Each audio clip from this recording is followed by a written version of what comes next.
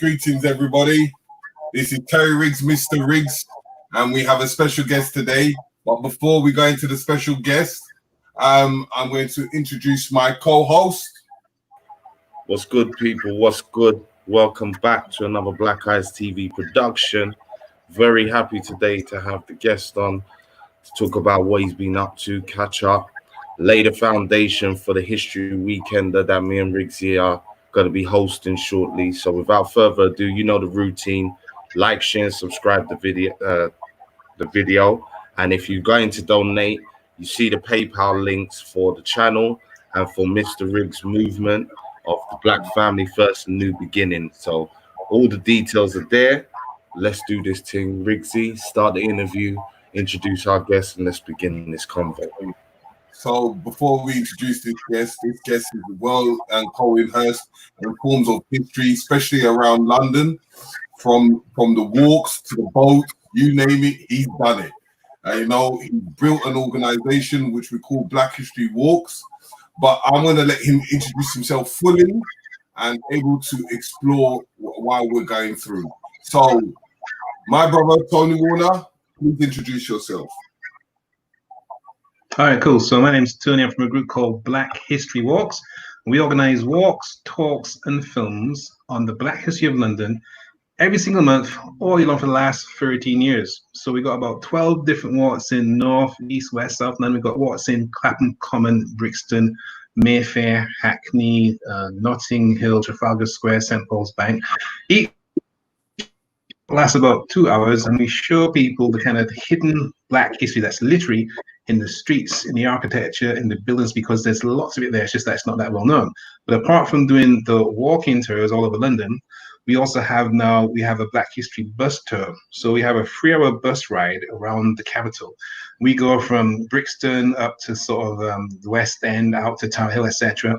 And on the 3-hour bus ride, we explain to people who are sitting in comfort on a double-decker bus all the Black history which they can see from the bus. So basically, you get to cover a lot more ground on the bus tour, and I suppose it's more comfortable. They can go ahead, rain or shine, and that's something we developed since like last year now. So apart from doing the 12 different walks, we've got a 3-hour bus tour with actually 3 different routes as well, and then we have something new we call the the Black History River Cruise.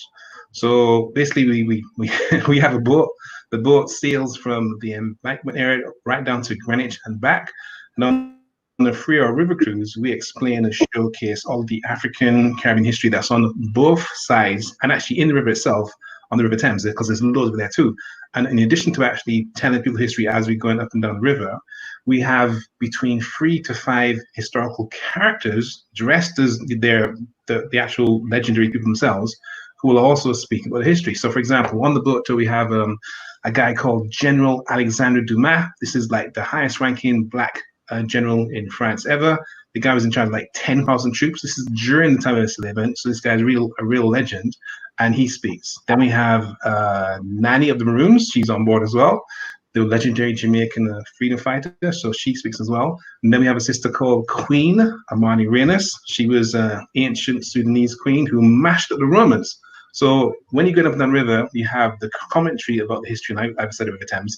Plus you have these characters. Plus you have people enjoying themselves having a drink. So you got the walks, bus tour, river cruise, and then apart from doing that, we also put on films.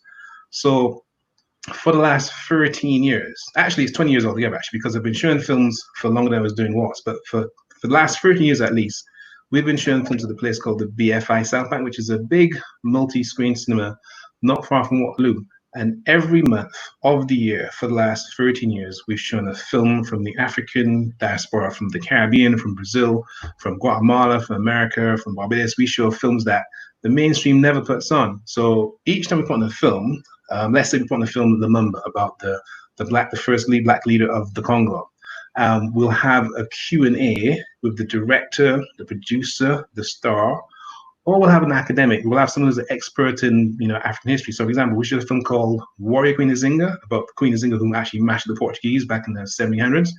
And we had Dr. Amibani give a talk rather, on the historical accuracy within the film. So it's films each month, all year long. Actually, the program's called the African Audiences Program, and that's been for 13 years. And then apart from doing the films, we have talks. So back in the old days, when you could actually meet people, we would kind of get a lecture theater or a library or an art gallery, whatever. We'd get like 200, 300, 400 people down there, and we'd have a talk on how Black people in World War II. We have a talk on Black British civil rights. We'd have a talk on Black scientists and inventors, etc. And we'd have them all over London, normally for free, because we try and get the venue sponsored. We just put the thing up on the web, etc. And people come down and they'd sit in this nice venue for an hour and a half, whatever, and have a proper proper hour-long lecture on some sort of intellectual aspects of Black history. So that's kind of what we do: walks, talks, films, plus tours, recruits, and we also do put on courses. So right now we're doing a course titled African Women Resistance Leaders, and it's all about Black women who fought back against the oppressor, going back 2,000 years to more recent times. So you go back to Roman times, we look at the colonization period, we look at modern times like right now, and we give people this hidden history of sisters who fought, using pens or placards or, bombs, whatever, against the oppressor. And we kind of give that information back to people. And apart from that, we also put up plaques. So last year we put 3 different plaques to 3 different kind of historical characters. One for Dr. Harold Moody, who was a Black British civil rights doctor back in the 1930s. One for Emma Clark, who was the first Black woman to play football in England. And one for Phyllis Wheatley, who was a multi-genius from America who published her book here in 1773 and became the first Black woman to have published a book in the English language. So that's what we do in a nutshell. Okay. So I wanted to ask, let's go back to the basics of, because I always say that history is our foundation.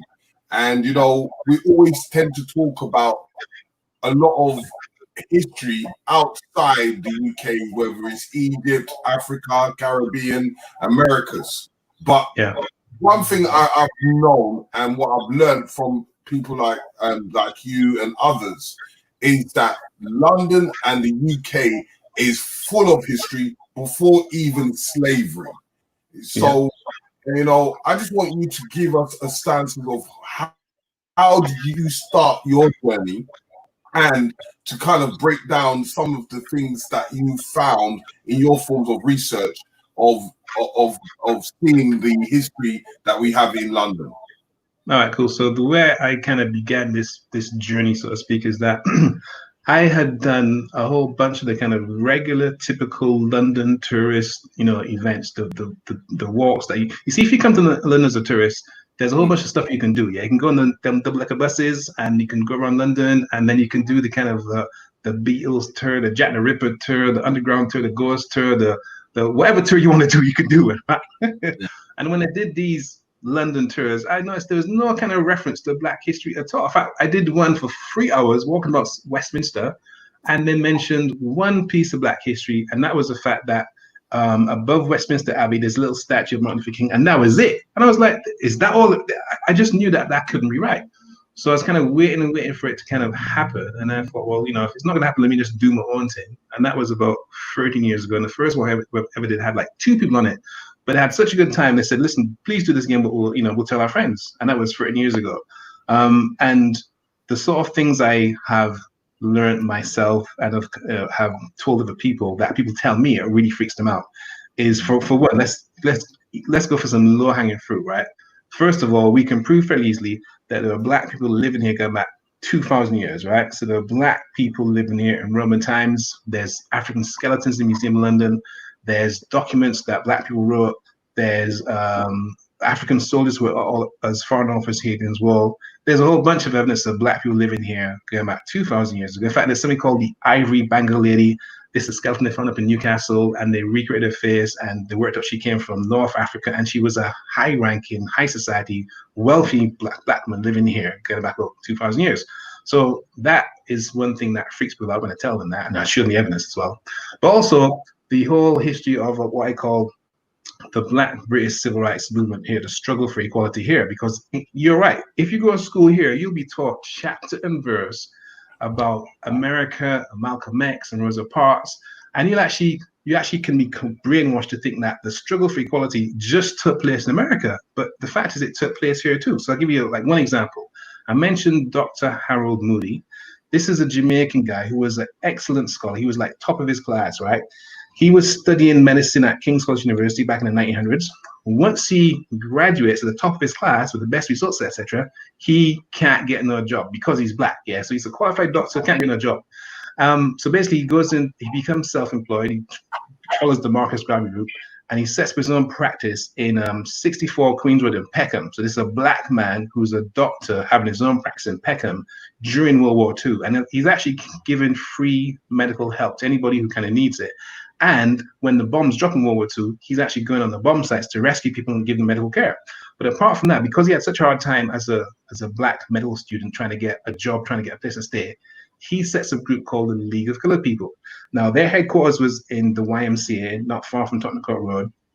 And what they do is they fight for equality when it comes to housing, education, employment.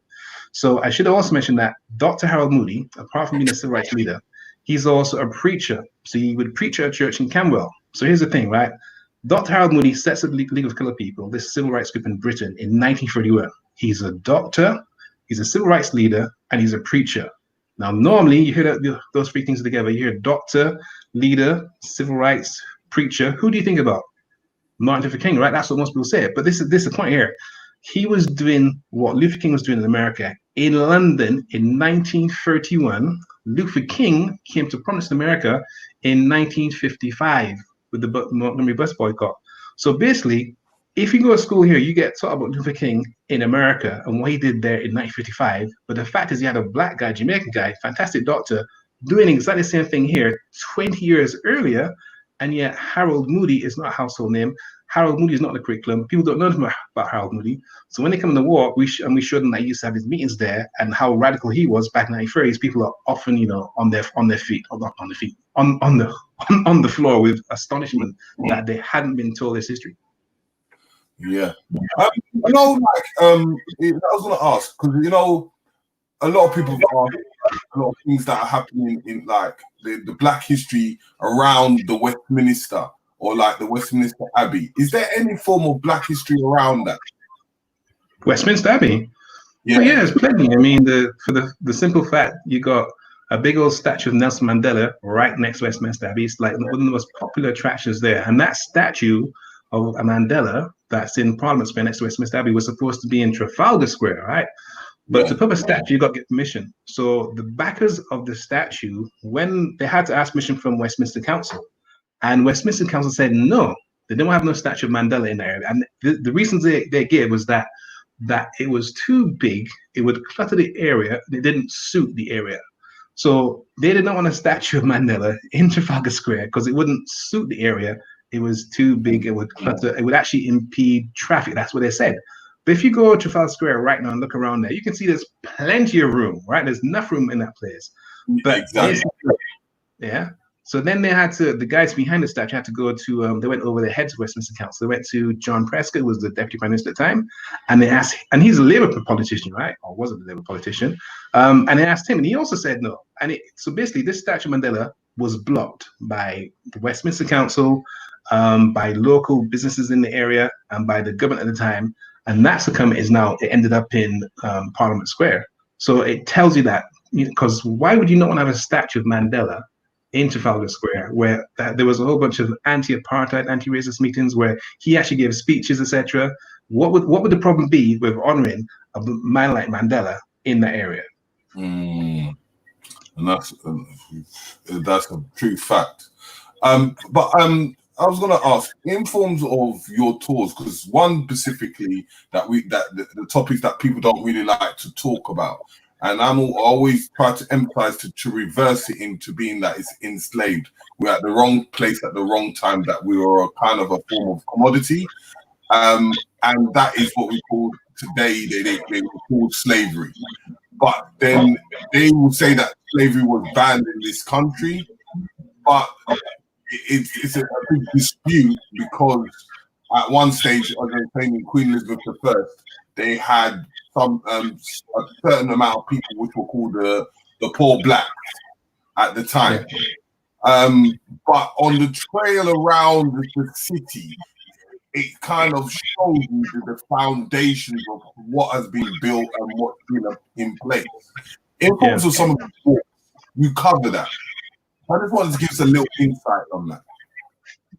All right. Well, for example, if we want to talk about slavery, well, let's talk about the Church of England, which you can find all across England. So you got Church of England churches across the entire country. Well, guess what? The Church of England was directly involved in slavery. They had they actually ran a plantation in Barbados, right? The plantation land is still there. It's called Codrington College now, but it used to be a plantation of enslaved Africans who were forced to work all day long for no money. And the church was making money, that not indirectly, directly. They actually had a plantation. The money they made from their slave plantation in Barbados was then sent back to Britain to help them to build and maintain Church of England churches here. So when you walk past the Church of England church and you think, oh, it's just a church. Well, actually, that church is literally part funded with African money or African enslaved labor from the Caribbean. And on top of that, when slavery was abolished, the church was compensated. And you know what? On that plantation in Barbados, the average life expectancy there was 7 years. So if the church bought you as an enslaved African, once you were in their care, so to speak, quote unquote care, you might live for 7 years, after which they just go and buy a new person. So the church was like up to its neck in blood and bondage and slavery. But if you do any of the regular kind of tours of churches, they do not mention that fact. And that's one example. I'll give you another example, because not far from Bank Tube Station in the City of London, the financial area, there's a little kind of tavern called, actually it's a wine bar now, it's called the Jamaica Wine House, right? Jamaica Wine House. It's in a little side street off the bank, but it used to be called the Jamaica Coffee House, right? And as a Jamaica Coffee House, that was where you go to put an advert for a runaway slave, right? It's also where you go to do a business. So if you want to sort of, buy a new set of African people or invest in land in Jamaica, you went to Jamaica Wine House to meet people who are involved in that business, that trade. But it's also where you go to actually try and find and track down the African people who were living here at the time, who had run away from their so-called masters and declared themselves free. So that place is literally full. Like I say, that we have originally that walk that we do in the St. Paul's Bank area was like an hour and a half. And I can tell you now, I could do that walk for 4 hours and not repeat myself. So when I've been doing some research, just about a couple of years back, I'm not sure if you're familiar with the Nicholas Crispy. Nicholas Crispy? No. Yeah, where he was one of the guys that worked for Queen Elizabeth I, and he's the one that built up the whole area of Hammersmith and Fulham. Oh, cool. And he's one of the guys that created what we call today the glass waste beads, which he used to import back to Ghana. Wow, that's deep. That's deep. So yeah, when I see like things like that, it gives me an insight because of the massive amount of things that he has done to creating that. Because he had factories and things like that. He built up Hammersmith to what it was, but they tried to seize things off him because he made a lot of money out of that situation. It was around the 1600s. So I get that. There's no part of London you could say is distant from empire, colonization, or slavery. In fact, for example, if you go Woolwich, there's a place called Gordon Square. It's right next to the DLR, the Woolwich DLR. When you come out of it, Woolwich Arsenal DLR, and Gordon Square is named after General Gordon, who was an invader of the Sudan. And so this guy was basically a colonizer, in effect, a kind of an invader who took over African resources, African land. And they have a big old square named after him. People go there in fact, Woolwich has a whole bunch of black people living there, and I guarantee they don't know that General Gordon was an imperialist, colonizer, racist kind of character. And so the history is just everywhere in London. So in naming these names, as I know you're very familiar with the blue plaques and things like that. There's two sets of blue plaques. You got the English Heritage blue plaque scheme, then you got Nubian Jack. And Nubian Jack is a bad man, or not bad man, he's a legend because he's taken it upon himself to put up at least 50 plaques so far to black people. The same sort of people that English Heritage is supposed to recognize, he has actually done the job. So he's done a massive amount of work. So we've supported him doing the Nubian Jack plaques. That's the plaques we support. Yeah, because I wanted to know, I've always wondered, before Nubian Jack started doing it, they had their heritage plaques. But what initiated them to even create to doing these plaques in favor of us? In the favor of us? Well, I don't know how the English Heritage Plaque Scheme began. I don't know that part. But I know that ever since they've been around, there's been different community activists, not me, because I was around that time. People like Marika Sherwood, Professor Hakeem Adib, Black and Asian Studies Association, who have lobbied people like English Heritage to actually put up more plaques to recognize black people. They gave them a whole list of people 20 years ago, and they never got around to doing it. And Nubian Jack came in. He came in about 25 years ago, I think it was. He actually still worked for English Heritage. And I think what's the story? He'd done a whole bunch of work on, was it the Bob Marley plaque? It was some particular plaque, and he'd done all the research, all the production, etc. And he realized that there wasn't enough going on to recognize the black contribution. So he said, "Let me do my own thing," and he set up like Nubian Jack plaques. And now Nubian Jack has at least 50 plaques across the country to black people. Mm-hmm. Was you one of the guys that helped out for the what's his name? Bill Richardson plaque. Ah, you mean Bill Richmond? Richmond, that's it. Yes. Now, okay, we talk about him in Trafalgar Square because there's two really famous black boxes that we kind of try to big up as much as possible. Now, one is called Bill Richmond. And he was actually an African American who was brought across here as a little kid, and he grew up here, up in a place called Northumberland.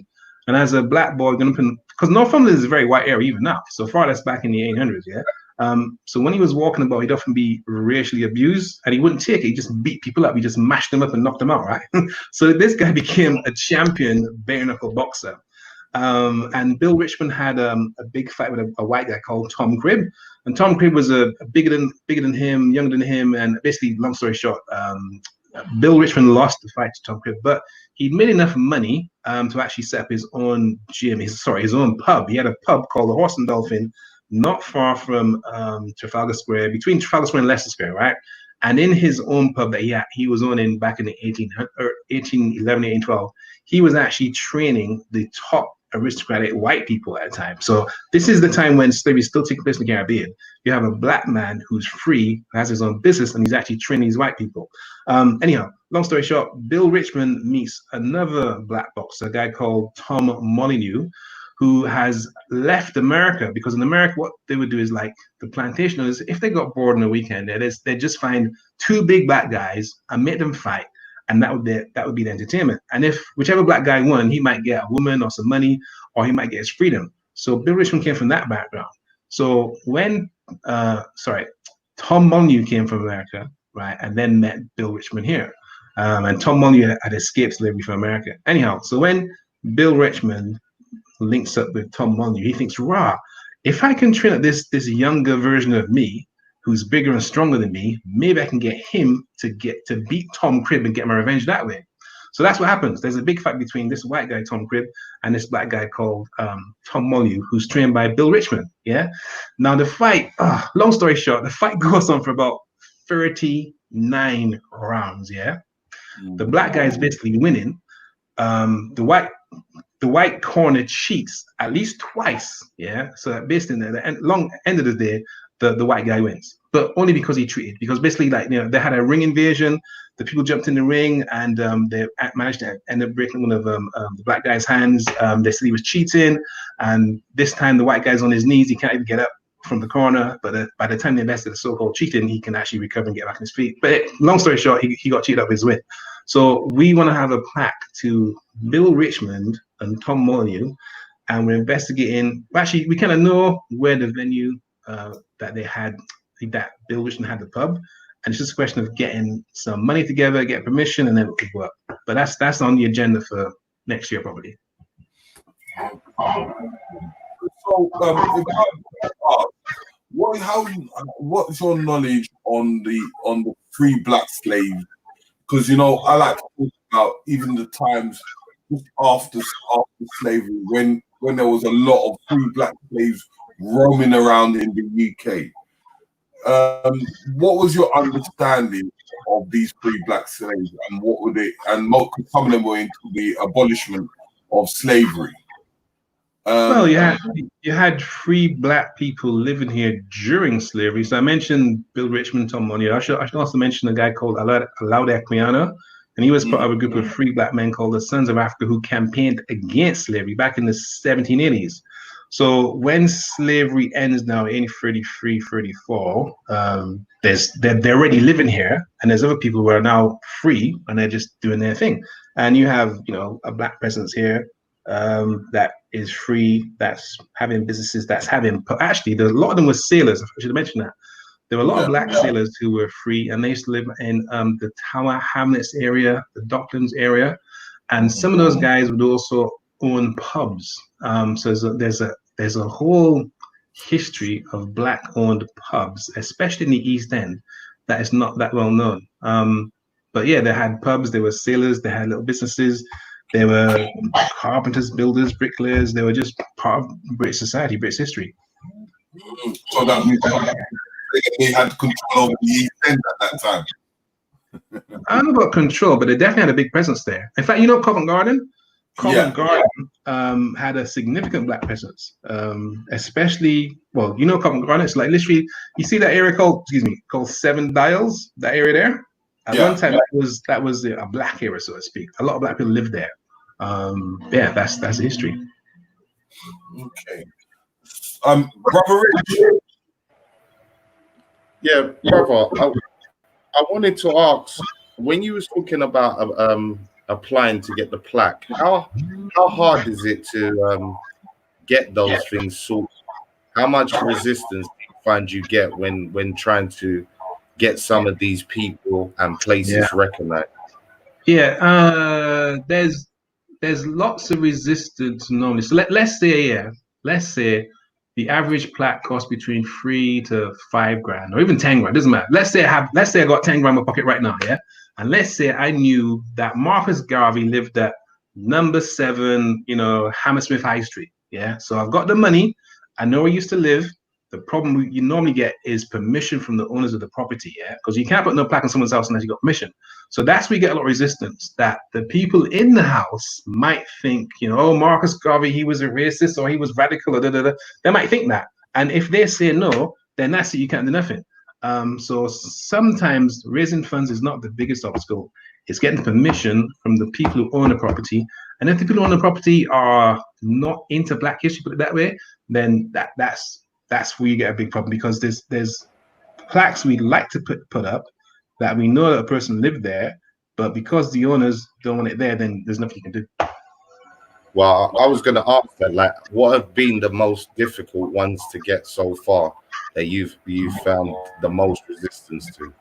The most difficult one. Let me see now. What's the most difficult? Because things have to be polite, right? I can't like out certain people because it might be that change. Well, yeah, that's the thing. This is where you get into the politics of thing because I mean, there's a brother who had his own police force. I say a police force. He had a self-defense group, right? And this brother was protecting black people from harassment in the 1950s. And we know exactly where he used to live. It's just a question of having a chat we're having a chat and getting that person to come around. But I can't give an example of a place that blocked me only because that same person might watch the news, might get a new girlfriend, might have some sort of change of heart, and then they might say, okay, come along. So yeah. No, I hear that. I hear that. What are the list of things? I know you mentioned the boxes. What are there any ones you can talk about that you're definitely looking to press on ahead of in future tense? Oh, well, there's one in Brixton. This one is kind of fairly in the bag, so I can mention. So there's a sister called Winifred Atwell. And Winifred Atwell was like a fantastic pianist. She's from Trinidad, and she was earning something like 10 grand a week in the 1940s in London. That's how big she was. Yeah, exactly. Google her, man. Winifred Atwell. Atwell is ATWELL. ATWELL.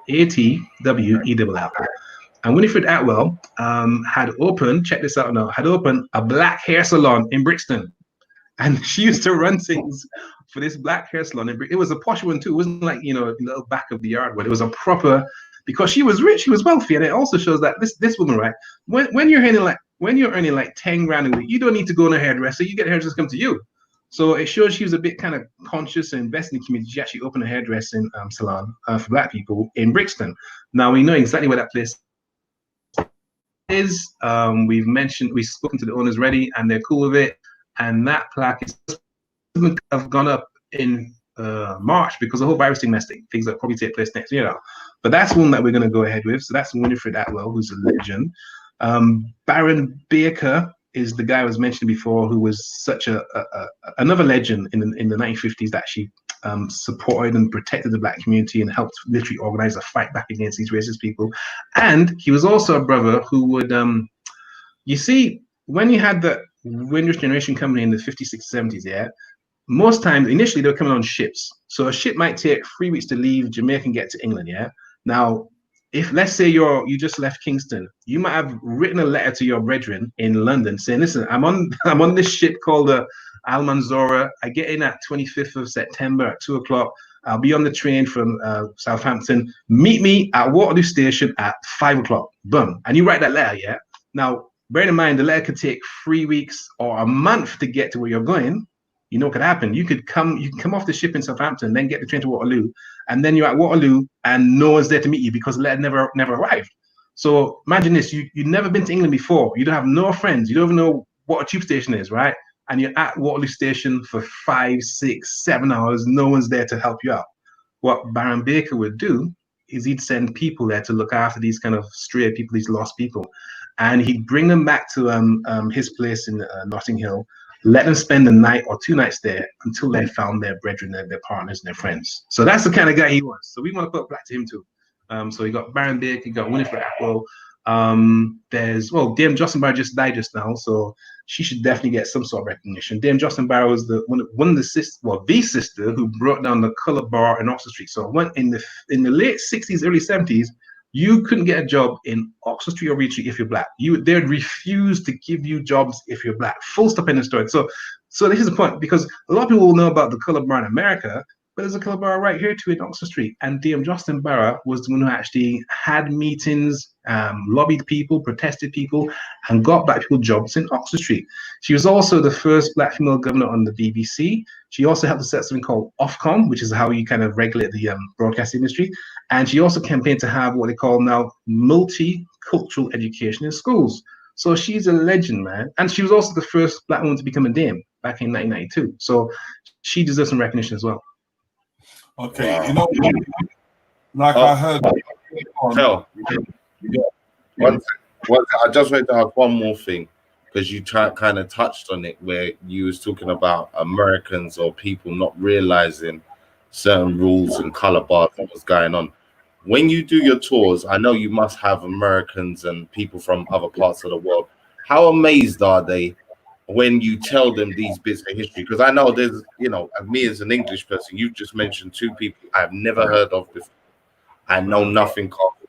So again, when you're talking to people who are coming in from other countries, how amazed are they at when you tell them the amount of Black history that's here? Because again, with me and Riggs, we're always on YouTube, and we've had a lot of occasions where we do stuff with our American brothers, but there's times where they believe our experience is very, very, very, very, very different in the sense that we don't experience a lot of things. We haven't had any revolutionaries.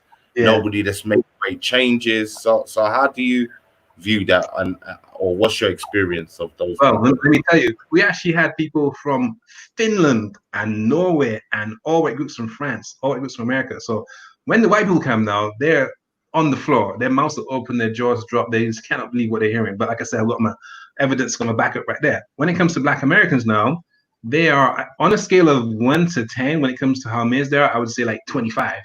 Because they cannot believe the commonalities, the similarities, the comparisons that they can make with us here and them over there. So, for example, if I talk about gentrification, we know here that we have gentrification in Brixton and Notting Hill and Hackney, and that these areas that the Black community occupied and actually improved. Because when they came in the 50s, 60s, 70s, them areas was bomb sites, it was mashed up. Even Elephant Castle, up until the 70s, was a massive bomb site. So the Black community moved in and then actually improved the area. They fixed up the houses. They paid twice the rent. They did their partner suits or whatever. And they began to then develop businesses to meet their needs. So they needed hairdressers, needed some planting, dashing, whatever. So their activity literally regenerated the area. And now, of course, Brixton's a posh place. Clapham was a posh place, but it wasn't always like that.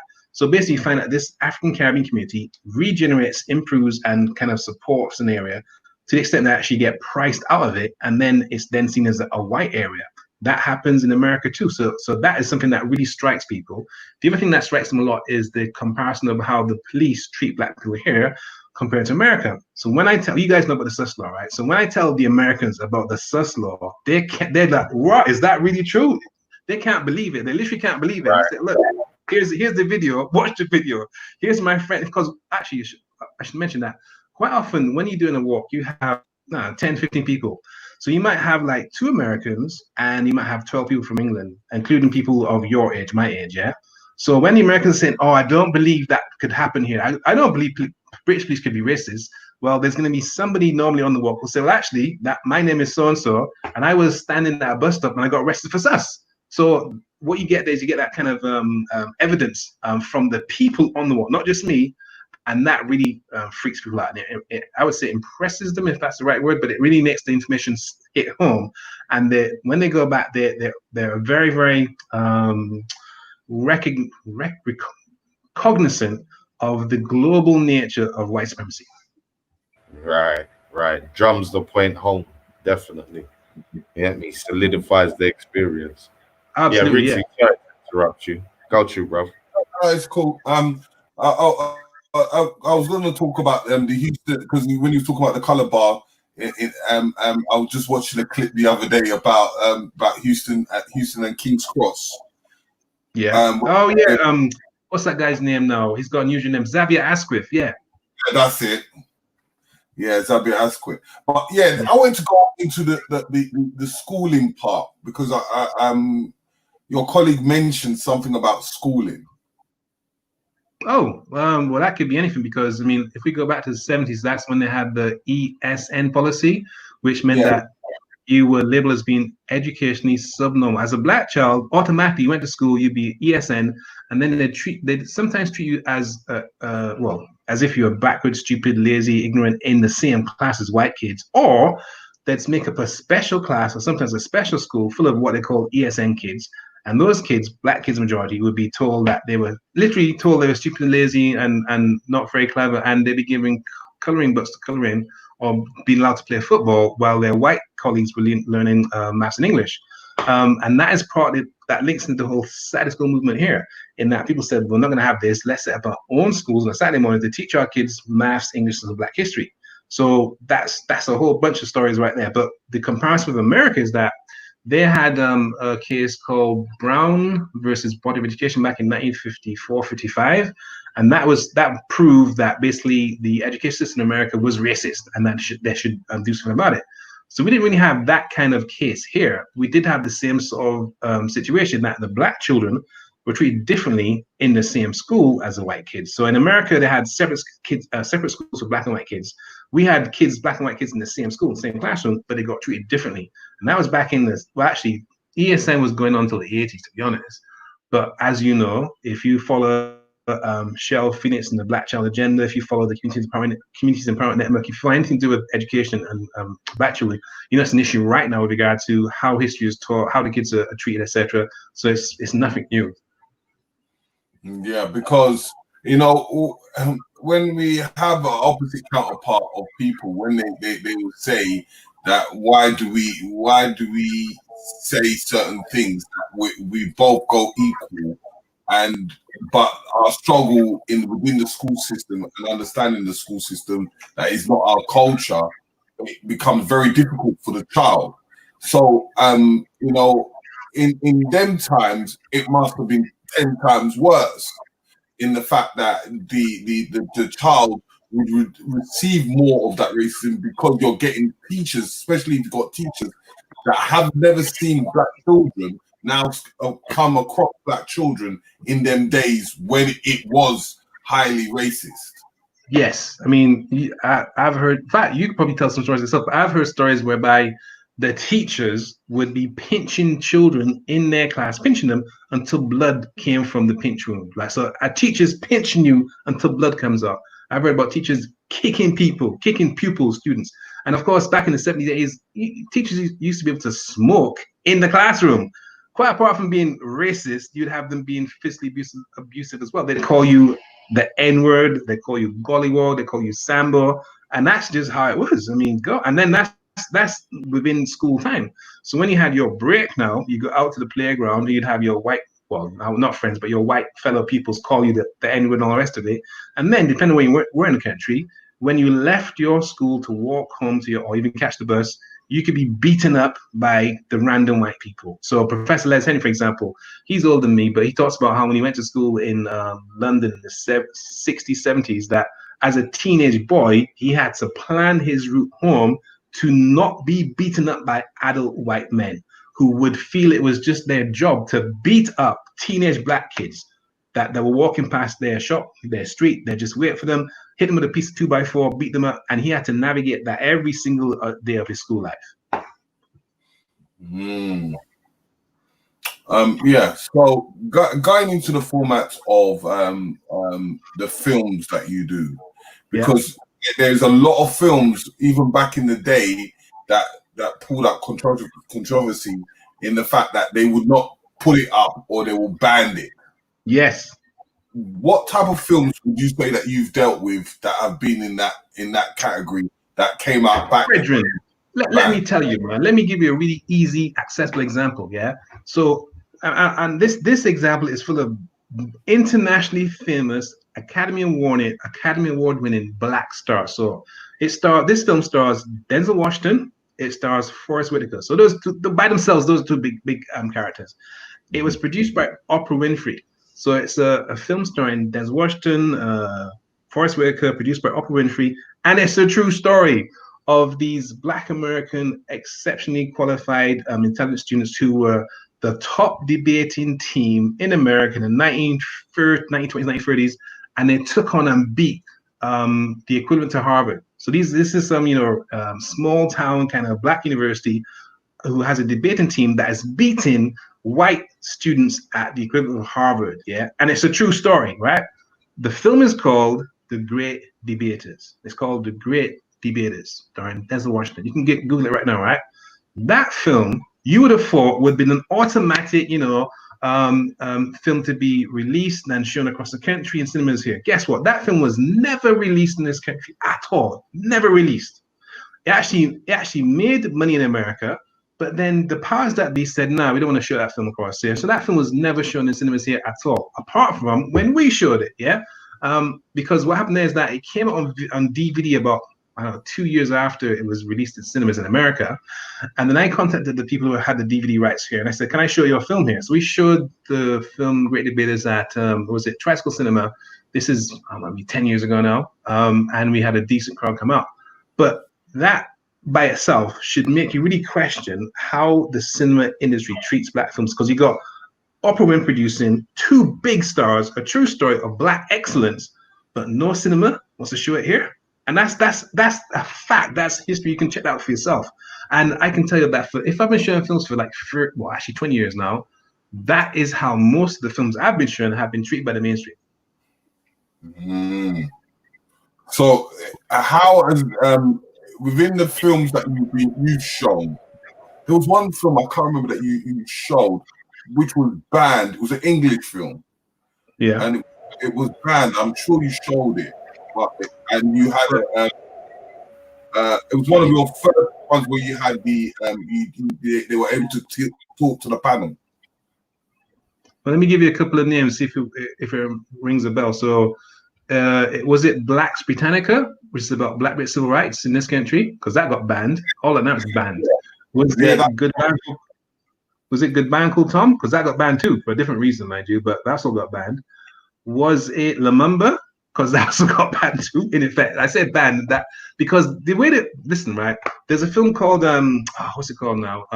The Spook Who Sat by the Door. That's a famous classic example. The Spook Who Sat by the Door. Now this film came out in, was it 72? I think it was, and it's based on a book by Sam Greenlee. And this film was making money in cinemas, right? So cinemas were making money from this film.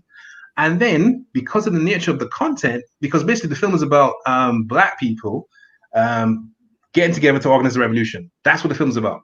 And it follows a character who is the first black guy in the CIA, and he's kind of, trained in all the kind of different martial arts and undercover techniques, whatever, and he graduates top of his class. And then they give him this black guy a job operating a photocopy in the basement, right? So he's got all this training, and he gives him this rubbish job. So he says, all right, you know what? Let me just bounce from this place and let me go and use my skills now to train the people in, I think it was Chicago, to actually organize a resistance against the white man or the oppressor. So the film is out in cinemas. Of course, it's just a film, it's just a movie, but the content is kind of, as far as certain people are concerned, explosive. And it's actually making money, but the FBI goes around and destroys every single copy but like one, or was it two, I think it was, right? And the film is literally destroyed, banned, and it's not seen for 20 odd years or so. So we showed that film like 5 years ago or so, because it's a classic example of how mainstream authorities do not want to have certain messages or images in black films. Now I mentioned that because what was I saying? How it got banned? That's the old way of banning films. Yeah, is that you go and smash up the print and destroy them. But the new way of banning a film would be to just not pick it up and to have it distributed. So rather than actually destroy the content, you just say, I'm not going to show the film, which means that people never hear about the film, they never see the film, they can't be inspired from, they can't learn from the film, and the film does not have any impact. So for example, Great Debaters, they didn't ban that film, but as far as, they might as well have done, because who's heard of the film? Unless you've been to our talks and lectures, you might not have heard of that film, far less watched it, because it's a beautiful, fantastic film as well. It's really inspiring, really well shot, good acting, and all the rest of it. But when it comes to how these films are not distributed or not publicized, it makes you really think about why there's such an opposition to showing such kind of films. I wanted to say, isn't it the same with the film? What's the film there? Babylon. From Babylon. The 90s? That's it, because they only released that movie in America the other day, like last year, I think, for the first time ever. And that was crazy to me. That, again, a film that shows black life, in London from Wade, that only got released into America last year. And again, to me, if Americans was privy to that film, some of the divides that we're talking about, them just understanding, there's real black people here doing real black things, and police are going on a certain way, and housing is a certain way. So I'm hearing exactly what you're saying, but I just found that out like last year when I realized and I saw an article about it. You know, I was shocked that film had never been released up until now. And that came out what 78 ages. I mean, the best example of that kind of control of content would be the film called Blacks Britannica, directed by a guy called David Koff. Koff is spelled K-O-F-F, right? Film, yeah.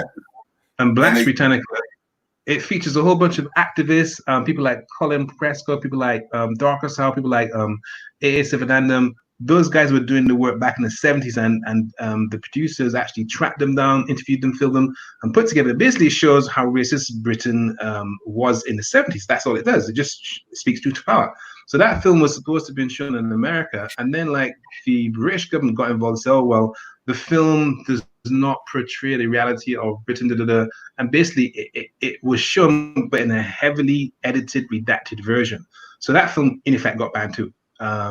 And even now, I tell you what, even now, people don't even know that film exists, because I've shown it here in England, and people born here, lived here 25, 30 years, have never heard of the film, and then they are astonished by how relevant it is to them now, because you're looking at guys who are speaking back in 75, 1971, whatever, and the things they're saying then, you could just cut and paste from 72 to 2002, 2020, and not have any problem with the application of the knowledge.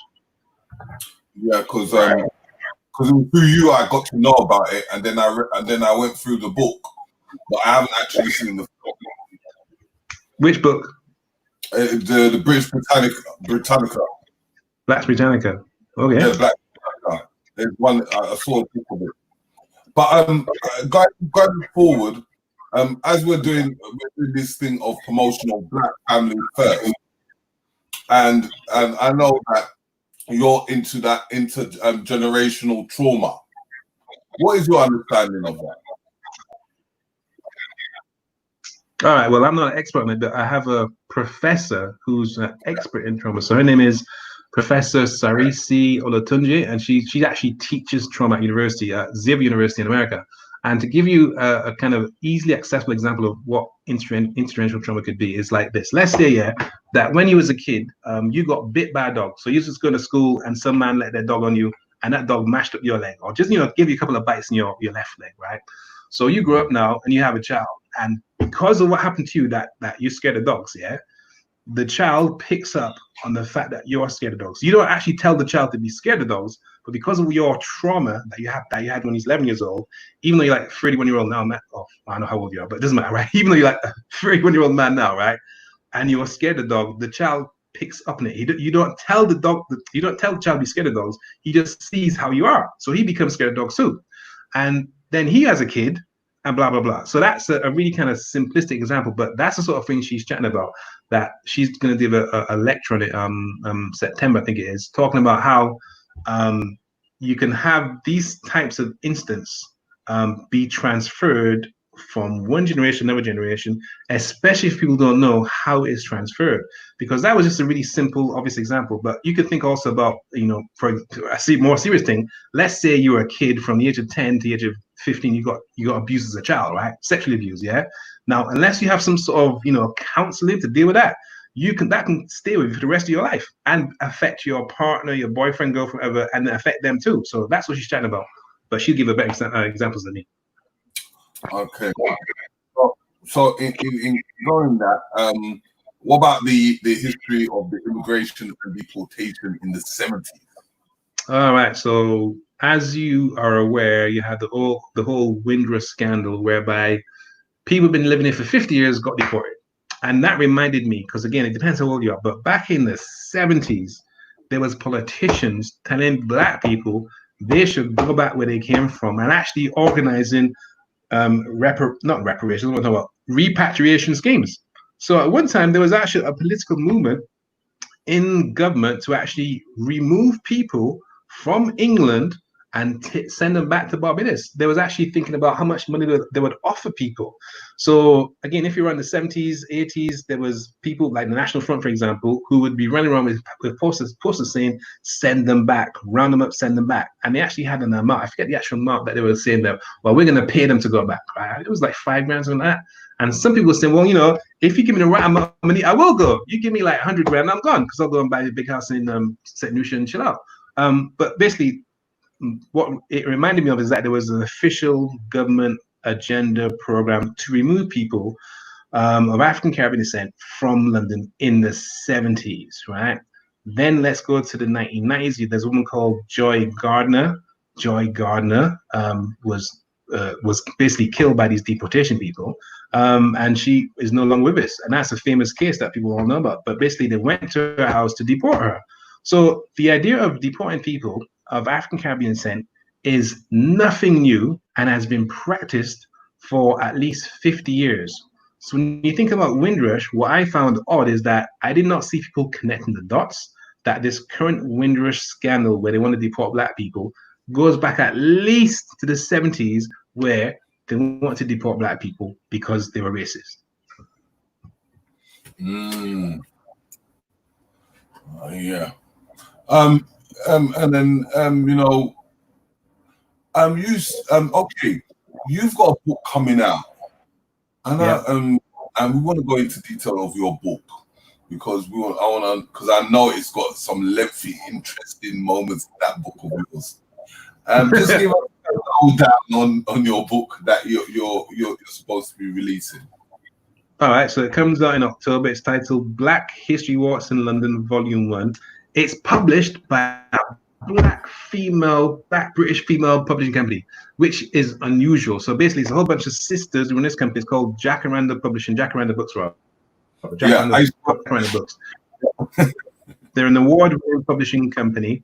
And they have another thing is, so apart from that, the other thing about them is that they have this thing called 20 in 2020, where, and this is the first time it's ever happened, they're going to publish 20 books by 20 Black British or African British authors in the year 2020. So it's 20 books by 20 Black authors in the year 2020. And that's what's called 20 in 2020. And my book is part of that 2020. But that initiative by itself is historic. So you've got a Black female publishers, Jacaranda Books, publishing 20 books by Black people in 2020, which is another historical thing. And my book is titled Black History Walks in London, Volume 1. And basically, it's like a condensation or an explanation of some of the walks that we do in one book. It's about 90,000 words long at the moment. It might be a bit long by the time they're done with it. And it comes in October, and it basically explains some of the Black history in London streets. Yeah, because that's Jacqueline you're speaking about, isn't it? It's called Jacaranda. Jacaranda, yeah. Books, like the tree. Jacaranda. Actually owns the company is called Jacqueline. The woman who runs it is it not Vanessa? It's not Vanessa. It's Vanessa. It is Vanessa. It is Vanessa. Yeah, Vanessa something. I should know her name. Because I used to work with her when she first started. Oh well, there you go then. So yeah, and you should interview her, man, because she got bare stories. You see, the publishing industry is very white industry as well, and they have blocked so many wonderful Black stories from this country. It's ridiculous. But yeah, she's got a lot of stories to talk about as well. Yeah, but Richie. Yeah, I was gonna say earlier, just before you carried on, with the Windrush thing, the scandal that you're seeing, as somebody that knows the history, how does it make you feel? Because obviously you know the immigration history of our people and what we was doing in this country. So when you see it, well, like, what's your opinion on that? Does it come up? Do you get a lot of people asking you questions or asking you to be involved in some sort of movement? Because obviously you know what's happened and the history of it. Well, first of all, her name is Valerie. It's Valerie Brandes. That's the woman's name from Jacaranda Books, right? And as far as that question, Valerie, yeah. So I get vexed, man. Vex, double vex and triple vex, because that could have been me. That could have been my mum and dad. That could have been people from my family. And what vexes me most is the fact that it's treated as if it's a one-off, as if it's something new. Because when you read the papers and watch the news, I am not seeing people mention Joy Gardner. I'm not seeing people mention the fact that they were doing the same sort of deportation kind of detention rates in the 1980s. I'm not seeing people talk about how the government had a plan to actually what they call repatriate people back in the 70s, and that's what annoys me. The lack of historical context creates some nerves. And as far as to what I'm doing about it, well, what I'm doing is walks, talks, films, history tours, a book, etc., to give this history back to the people. Because that's the whole point of me doing this kind of activities, to give the history that people should have in the first place already back to them, so they can actually use it to empower themselves and actually work out how to kind of resist the oppression. Most definitely, most definitely. Again, you see, when you're talking to people, and Terry mentioned this earlier about the history in London that predates slavery, because again, a lot of people are hung up on the slavery narrative. How important is it to learn pre-slavery history? Because again, I don't think, when people come into the history kind of scene on an entry level, most of the time as Black people, we're drawn to that period because obviously a lot was going on. We're directly connected to the displacement. But again, how important is it for our people, especially moving forward in getting what we want and knowing our position on the planet, in the universe, and whatever? How important is it to learn history that predates? It's very important because you have to have your history into a context. So let's say you are, I don't know, 35 years old. It's like, would you only learn the last 10 years of your history, or would you like to learn the whole 35 years of history? It's a stupid question, but that's the point. It's like the way history is taught is like you're literally taught that you were a slave, and then you were abused and used, and then we freed you. That's literally how you're taught here. So having a historical context is crucial. People need to understand that there was history in Africa before slavery, going back thousands of years. People need to understand that there's a history of Black people in England, again, before history going back thousands of years, so they can actually then understand how they placed themselves on this timeline, and also to really appreciate how much has been done to misinform the Black community, that they only had 10% of history, which is, that's how they're taught, but that's an utter lie. But once you really begin to understand how much dishonesty and false evidence is presented to you, that kind of helps to show you how wicked, how deceitful, and how deliberate the misinformation campaign is when it comes to Black history. Definitely. I wanted to ask you as well about the royal family, because again, this is another subject in the public has come up, obviously, because someone of color has been put in or inserted into the mix. But in your information, what you know, like, speak to again the Black influence in those situations that people might not realize. All right. Well, the most obvious go-to touchstone for that information is a lady called Queen Charlotte Sophia, and she's linked to the Portuguese royal family, and there's definitely African blood in the Portuguese royal family.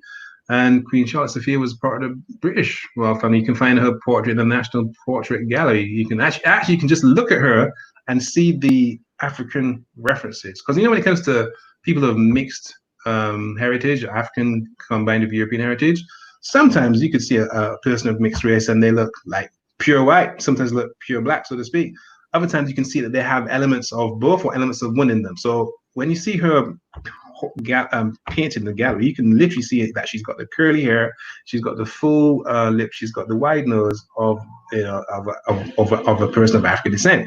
And then of course you got then of course I have to be careful, because you got certain people had a couple of affairs, right? Which I can't really go into right now. But let me just skip that for a moment. Let me go something else, right? So another easy example of the African presence in proximity to royalty is a sister called Sarah Forbes Bonetta, and she was hanging out. She was living here in the 1860s, and she's connected to Queen Victoria directly, and she's an African woman. And she comes from West Africa and was part of the royal household in the 1860s. There's a photograph of her, and she gets married to a rich Nigerian dude whose name is James Pinson Davis. And they have a big old wedding, right? And they go to Brighton, and in their wedding procession, they have like 12 horse and carriages. So this guy was balling. It's like, if you get married next weekend, you have 12 Mercedes Benz in your procession, then obviously you're boring. You spent your money on Mercedes, but this guy was a rich Nigerian guy, got married to a aristocratic African woman, and they went to live happily ever after in Brighton, and actually used to travel up and down between England and West Africa and Nigeria. They go up and down. So that's how they were living back in the 60s. So again, this it just gives a different perspective on the African presence here.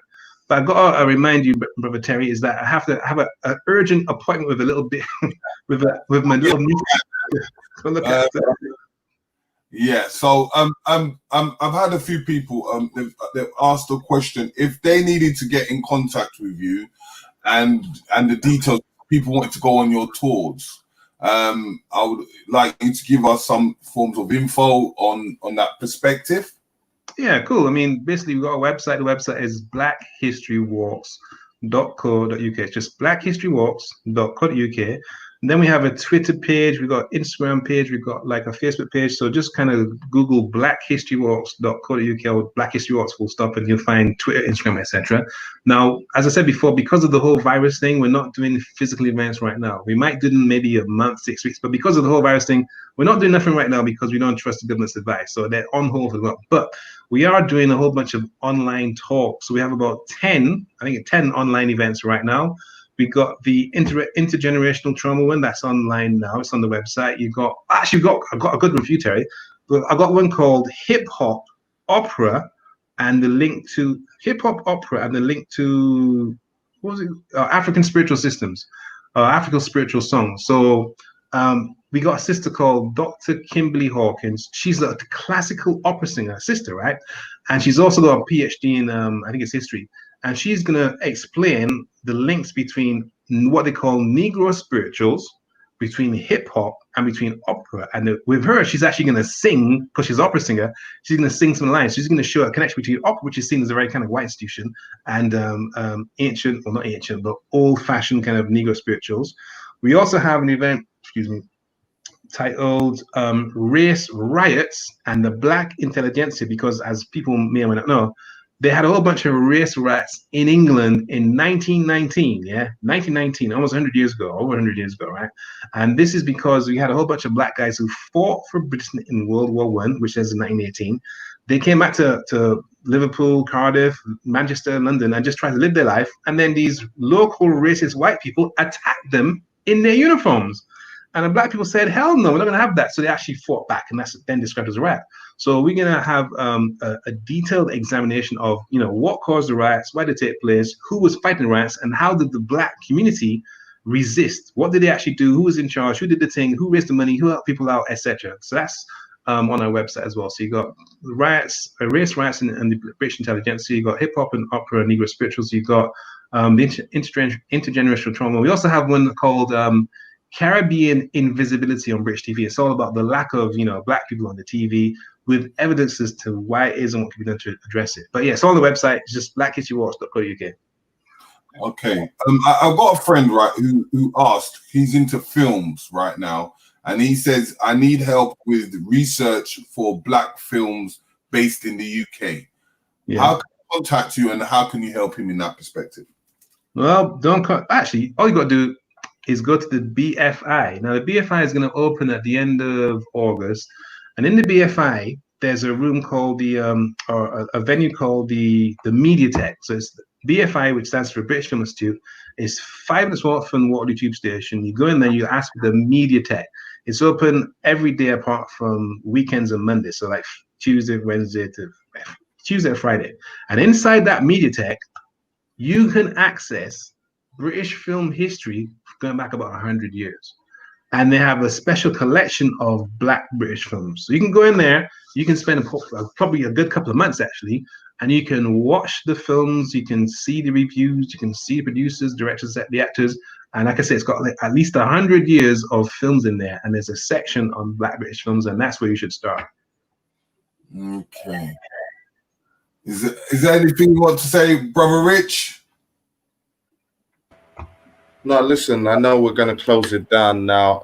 Much appreciated, brother, for coming on and giving us your time. Doing big works for a long time. You was actually someone I reached out to when I first started Black Eyes TV. So I'm really happy that you was able to join us. Big up to everybody in the chat room for joining us. Hit that like button if you haven't already. Big up to Rebel. Yeah, long time, brethren, since I ain't seen you. We'll talk soon. But yeah, tune in tomorrow for more shows. But Riggsy, take us out, close us out, tell the people what's coming up and what to expect tomorrow and the next couple days. And soon, again, look out for them flyers for our History Weekender. It's going to be very, very, very big. Yeah, so peace and powers, people. Riggsy, take us home. Okay, so before we head out, we've got a long, deep week. As you know, tomorrow we've got what we call the True Talks at 10 p.m., which is just gathering everyone to come and have a conversation, come on the panel, come and talk. There's reason, let's get a better understanding of each other, because, you know, Black family first. Then on Wednesday, what we have is the Link Up Show with Dean Oki, and our special guest is Biana Bello, who does the Haitian Revolution. She will tell you about everything about Haiti. She's traveled the globe. She is a professor. It's going to be going in deep in that perspective. Then Thursday, we have got The Power of Films by one of our brothers, Hakim, who's going to be showing us in forms of understanding how films are influencing us and changing our ways of styles of thinking. Then on Friday, we're talking about engineering, and we're talking about some of the brightest kids and how we can bring them into forms of engineering and to show you the aspects of many things, which the guy when he was growing up was called a nerd within the ghetto. So he's going to give you his story. He's an author. And then, you know what? On the 1st, you got to make your way down to Brixton because it's the reparations. This year, it's not a march, but there's a gathering. You got guys riding to Brockwell Park. You've got guys on motorbikes coming down. You've got people coming from Clapham Common, walking all the way to the Windrush Square. So we're inviting everybody. As our brother has said in the comment section, make sure you're there on the 1st. It's a Saturday. Do your shopping, make your way down there, and show them how strong Black power is. So after that, as I said, there's many other shows to come. But as I always say, spend Black, believe in Black, feel Black, enjoy Black, and enjoy life as it is. People, we love ya. Keep on sharing. Keep on liking. Push as much as you can. Peace, love, and harmony. We're out. Thanks, guys. Bye.